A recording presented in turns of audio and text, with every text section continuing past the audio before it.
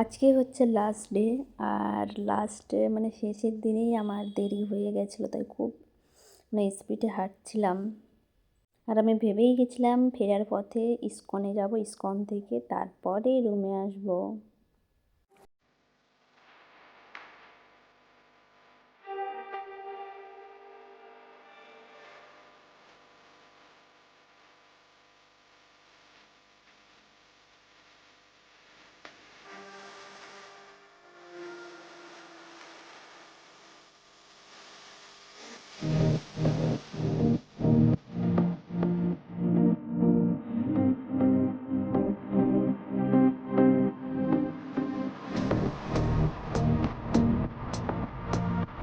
তো hello everyone, good morning সকলকে। আবার একটি নতুন ভিডিওতে সকলকে অনেক অনেক স্বাগত জানাই।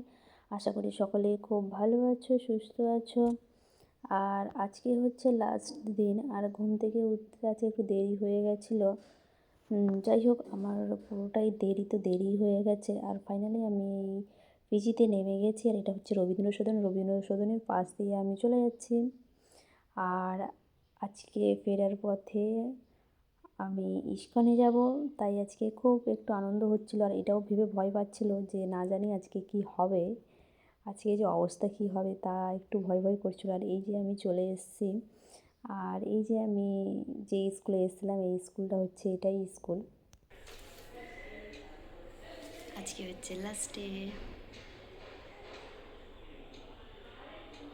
আজকে একটু দেরি হয়ে গেছিলো, তাড়াতাড়ি করে এসেছি।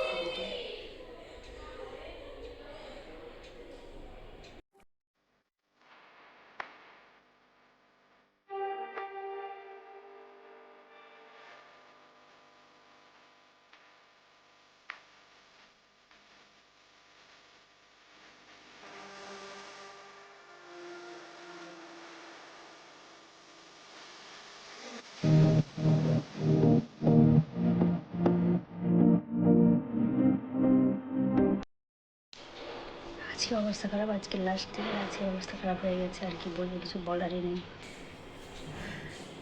এখনও 4টা বাজেনি, পুরো গোছানো হয়ে গেছে। এখন বেরোবো। আর আজকে ভেবেছি একটু ইস্কনে যাব, যাই না কি হবে দেখি। বাপরে বাপ, কি পা ব্যথা করছে আজকে দাঁড়িয়ে দাঁড়িয়ে, অবস্থা খারাপ হয়ে গেছে আজকে। 4টা বাজতে আর কিছুটা টাইম বাকি। আমি ভেবেই রেখেছি 4টা বাজলেই আমি বেরিয়ে যাব, কারণ আজকে আমি ইস্কনে যাব। কারণ আমি পিজিতেই যাচ্ছি আর ইস্কনে যাব না, তা কখনো কি হয়? কারণ জীবনে যতই কষ্ট আসুক না কেন, ভগবানের কাছে গেলে সব কিছুই যেন হারিয়ে যায় আর খুব ভালো লাগে। তারপরে আমি খুব স্পিডে হাঁটছিলাম, হাঁটতে হাঁটতে চলে এসেছি। আর এই যে ফাইনালি আমি ইস্কনে চলে এসেছি। আর দেখতেই পাচ্ছ এই হচ্ছে যোগু দাদা, আর ওদিকে রাধা মাধব আর রাধারানী আছে। এসেই তো আমি খুব খুশি হয়ে গেছি। আমি ওখানে 35 কি 40 মিনিটের মতো ছিলাম।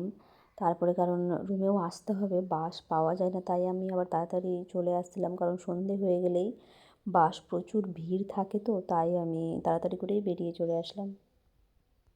কি অপূর্ব লাগছে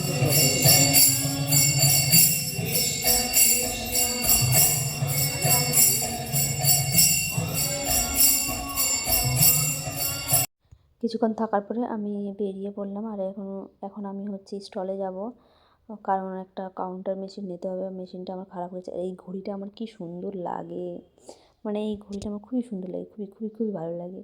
আর এখানে সব কিছুই পাওয়া যায়। আর এই যে গোপু সোনাদের কি সুন্দর দেখতে লাগে, লাড্ডু গোপাল।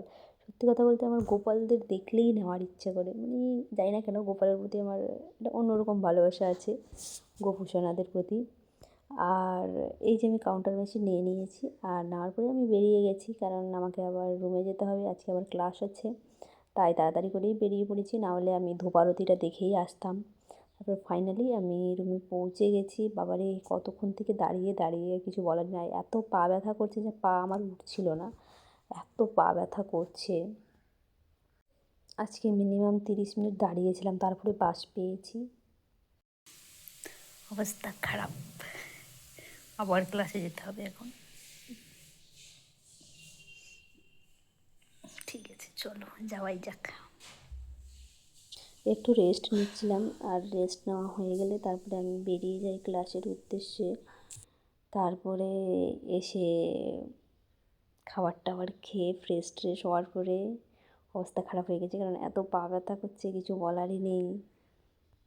3 দিনে অনেক কিছু অভিজ্ঞতা অর্জন করলাম, কারণ আমি আগে স্কুলে ডিউটি কখনোই করিনি, এই প্রথম করলাম। তো অনেক অভিজ্ঞতা নিয়ে এসেছি, কিছু বলারই নেই, কারণ লাস্টের দিন যা অবস্থা হয়েছে আর কি বলবো। তো ঠিক আছে, চলো তাহলে টাটা।